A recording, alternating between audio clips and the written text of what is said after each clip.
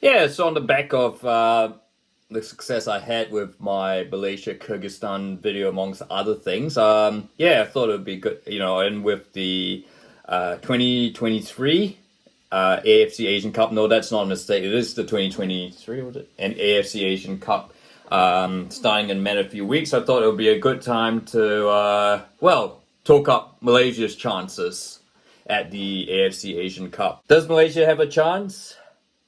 Well, look, before I answer that question, I think it is probably worth giving a bit of background because otherwise, you won't be really be watching this video. But yeah, look, look. Obviously, it's the first time Malaysia has qualified for the Asian Cup in 42 years. Last time, of course, they qualified. Well, they qualified for the Asian Cup was back in 1980. Of course, that was back in the glory days of the Harimau Malaya when you had the late Chevy Singh as captain. You had Mokhtar as well. But yeah, look, the last couple of years have been really exciting for long-suffering Malaysia football fans after years of underperformance with the odd spark, false dawns, perhaps you could say, of winning the AFF Suzuki Cup. That sort of matters only in this to Malaysians. Yeah, look, I think Malaysian football fans finally have something that they can talk about, where, they don't have. I guess in terms of football, they don't have to, when Malaysian football fans, talk about football, it's always about the English Premier League or the England football team. Because let's be honest, Malaysia hasn't really had much to talk about until the last couple of years, unless you're a Johor Darul Taksim fan. But yeah, look, certainly 2023 ended on a very, very spectacular note, as you would have seen. We came back from 3-1 down against Kyrgyzstan in our opening World Cup qualifier, and then to win 4-3, and then back that up with a a workman-like 1-0 win against Chinese Taipei. So we've got six, the maximum 6 points from 6, and we're on top of our World Cup qualifying group. Of course, there's still a long, long way to go. But of course, now we come to the Asian Cup, which starts in just under a fortnight. In fact, it's sort of tied in with the AFCON to, I guess that's sort of a, normally the Asian Cup, of course, is held during the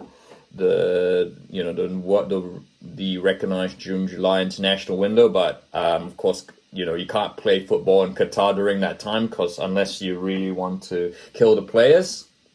And so here we are, the 2023 Asian Cup being played in January 2024. I guess Malaysia, we've been drawn in it's a tough group. I mean, any group was always going to be tough. But I guess, you've got South Korea, who, are probably the third best Asian side, ranked number 23 in the world. They had a really, really good World Cup, only going out to Brazil, who are, which they got thrashed 4-1 by Brazil, but by all accounts, it was a very, very respectable World Cup performance. And then you've got Bahrain, Jordan, 86th, 87th in the world. By the way, for reference, Malaysia is 130th at the moment. And so we are clearly the massive underdogs in this group. We are 107 places behind South Korea, who we will play last, fortunately, in the Asian Cup. But I think we open against and one of our games, Bahrain, of course, was the only team that we lost in the AFC qualifiers. We have, of course, beat Turkmenistan and Bangladesh to qualify for our first Asian Cup in 42 years.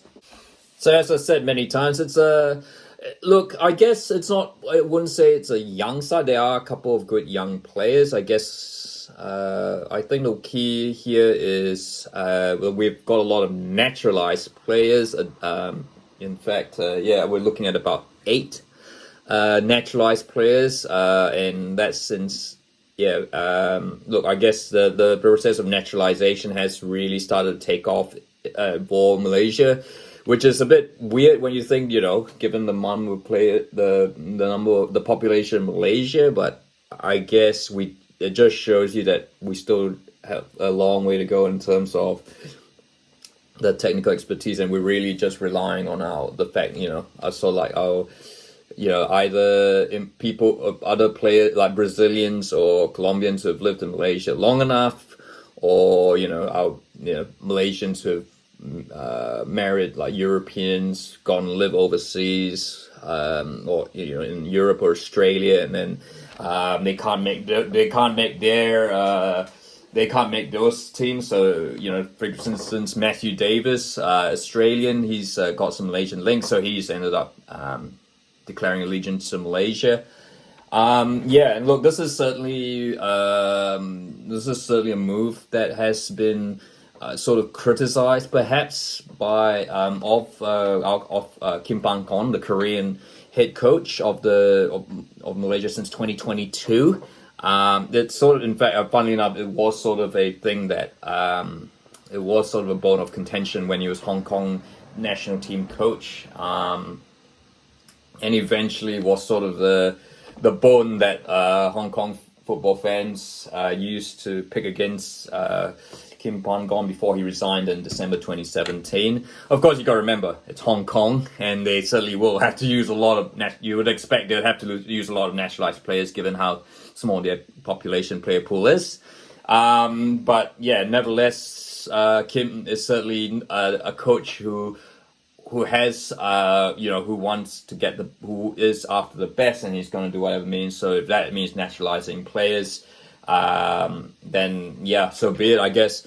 My view on that, look, I mean, we live in a global village. I'm Malaysian as well by birth. I live in New Zealand, and I've got, married a Kiwi, and, it is utter rubbish that, you're just going to, they have to be born in Malaysia, they have to, they have to be, recite the Rukun Negara and, do all that, that's the only way they can play for Malaysia. That's archaic stuff. And I think in this age where, there are Malaysians all over the world, you got to, that is something that Malaysia needs to use in order to progress. There are probably hundreds of players, potential professional footballers out there with Malaysian links that we could really, really tap into.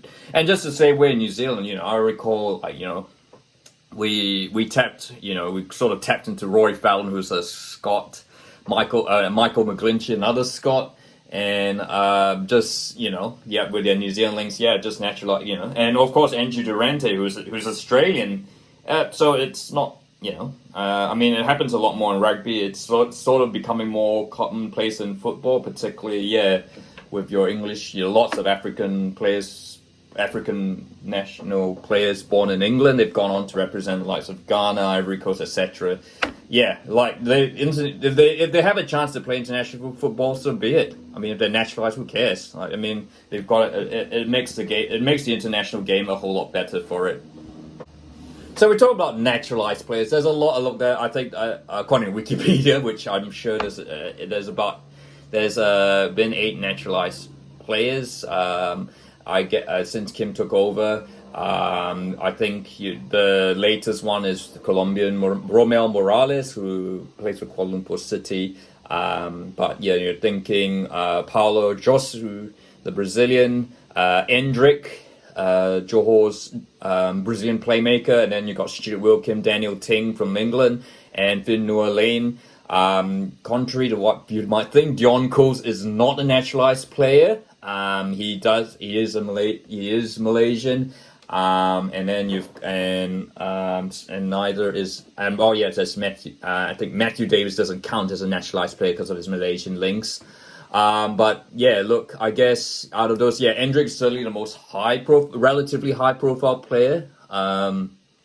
In terms of naturalized links, if you're thinking, I guess attacking players always get the most attention. But yeah, Endrick's done a lot of good work for Johor. I would have mentioned it in passing in my last Johor video. So he's certainly a big cook that obviously he's never going to qualify for the Brazil team. If you did, though, that'd be interesting when Endrick, the other Endrick who's signed for Real Madrid, eventually, becomes a big thing for Brazil. So yeah, look, I think Endrick could be the key. He's got look, he's not at the moment that Malaysia have got someone called Safawi Rashid who's got 57 caps and 20 goals, and he only turns 27 in March. But yeah, look, he's Rashid is the main key weapon up front. But we'll be interesting to see how Endrick goes alongside with him. But we should, this leads, I guess, kind of talking to about players. I mentioned Dion Koos, who is not a naturalized player. He's mixed Belgian, mixed Malaysian. His mother is Malaysian. Actually had a spell with Crystal Palace briefly. He must have just trained for them. He, of course, is more well known as being the hero against Kyrgyzstan when we were 3-1 down and we went on to beat them 4-3. He scored 2 goals in that game. But he is normally a defender.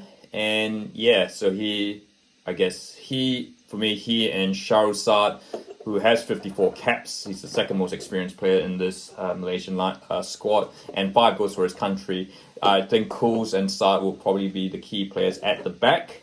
And they will probably be the ones to watch out for, particularly, I imagine against South Korea, Bahrain and Jordan, we are gonna probably not. I think we'll probably end up counter-attacking quite a lot because our players are nowhere on the same level as what Bahrain, Jordan, South Korea have, so they will be the key there. So watch, certainly. So Koos and Saad, watch. I think they'll be the players to watch. So yeah, obviously, I think everyone's expecting us to finish bottom, and even Malaysian fans will be expecting to finish bottom of our group. But I mean, if we can sneak a point, get a couple 1 or 2 goals, then you never know. It's gonna be a tough ask, but look, I mean, if we can get some solid performances, show that we can compete against high opponents, I think. Then that will certainly set it up pretty well. Of course, with the World Cup qualifiers resume on the 21st of March.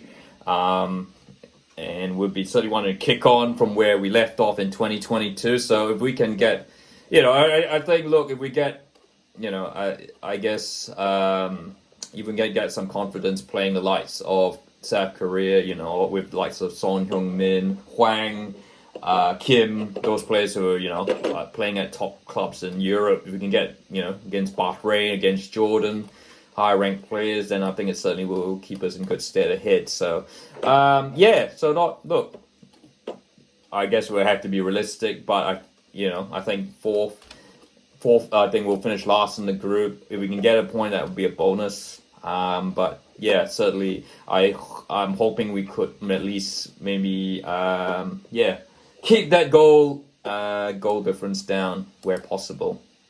So, yeah, that's a bit of a look at Malaysia at this upcoming AFC Asian Cup. And I guess I'll be interested. I'll be interested to hear your thoughts. I'm just talking about Malaysia. I think there'll be other. I think briefly we can. I'll say, looking at it, obviously, I haven't really looked at the tournament as such, but yeah, I think obviously your natural choices would be Japan, South Korea, Saudi Arabia, Iran, Australia. Those 5 that you'll be looking to win this tournament. But yeah, it was in Qatar. We shall see what happens. If you like this video, feel free to like, and don't forget to subscribe.